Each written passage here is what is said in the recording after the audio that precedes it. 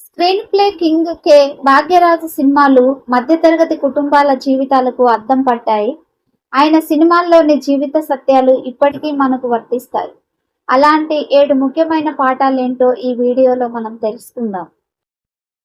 తమిళ సినిమాల్లో screen play king గా పేరుగాంచిన భాగ్యరాజ్ సినిమాలు కేవలం థియేటర్లలో సందడి చేసి మాయమయ్యేవి కావు.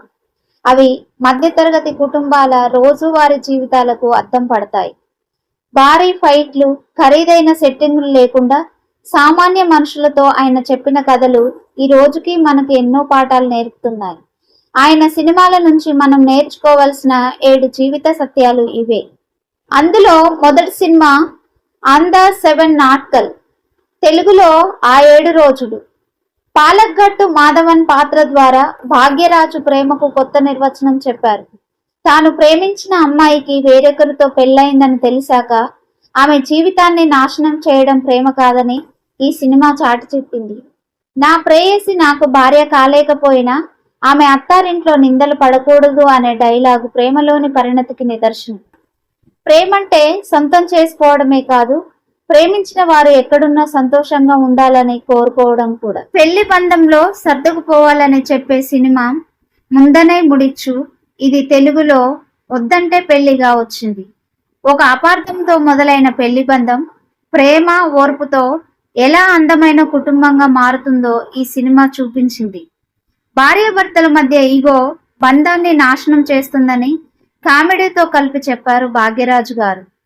కుటుంబంలో నేను గొప్ప నువ్వు గొప్ప అనే పోరు కన్నా ఎవరు సర్దుకుపోవాలి అనే ఆలోచనే ప్రశాంతతను ఇస్తుంది అని ఈ సినిమా తెలియజేస్తుంది. డార్లింగ్ డార్లింగ్ డార్లింగ్ సినిమా ద్వారా కోపం కాదు, నవ్వు చాలా సమస్యలకు పరిష్కారాన్ని ఇస్తుందని ఈ సినిమా తెలియజేస్తుంది.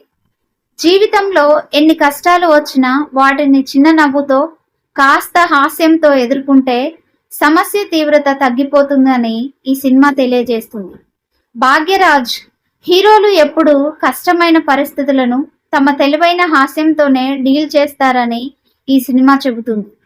కోపంతో పరిష్కారం కాని ఎన్నో కుటుంబ సమస్యలను చిన్నపాటి సరదా సంభాషణ సులభంగా పరిష్కరిస్తుంది అని ఈ సినిమా తెలియజేస్తుంది. చిన్న వీడు సినిమా అబద్ధంతో కాదు నిజంతో బంధాలు బలపడతాయని తెలియజేస్తుంది. మనుషులు తప్పు చేయడం సహజం, కానీ ఆ తప్పును దాచాలని ప్రయత్నిస్తే అది మరింత పెద్ద ప్రమాదానికి దారితీస్తుంది. భార్యాభర్తల బంధంలో దాపరికం లేని నిజాయితీ ఎంత అవసరమో ఈ కథ లోతుగా వివరిస్తుంది. తాత్కాలిక లాభం కోసం చెప్పే అబద్ధాల కన్నా కఠినమైన నిజాన్ని అంగీకరించే ధైర్యమే బంధాన్ని బలంగా ఉంచుతుంది అని ఈ సినిమా తెలియజేస్తుంది. ఎంగ చిన్న రాస, సువరిల్లాద చిత్రాంగల సినిమాలు అదృష్టం కాదు, మన కష్టం, సొంత తెలివితోనే ఎదగాలి అని ఈ సినిమా తెలియజేస్తుంది. భాగ్యరాజ్ గారి హీరోలు సూపర్ హీరోలు కారు, మన పక్కింట్లో ఉండే సాధారణ యువకులు. పేదరికం, నిరుద్యోగం, కుటుంబ భారం లాంటి ఎన్నో సవాళ్లు ఉన్నా వాళ్ళు తమ తెలివితేటలు, కష్టం, పట్టుదలతోనే జీవితంలో పైకి వస్తారు.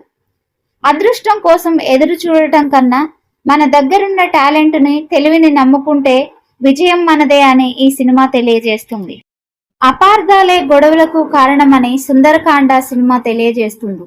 ఒక కుటుంబంలో గాని సమాజంలో గాని వచ్చే గొడవలకు అపార్థాలే ప్రధాన కారణమని, ఇతరుల పరిస్థితిని అర్థం చేసుకోకుండా మనం తీసుకునే ఆవేశపూరిత నిర్ణయాలు బంధాలను దెబ్బతీస్తాయని ఈ సినిమా వాస్తవికంగా చూపించింది.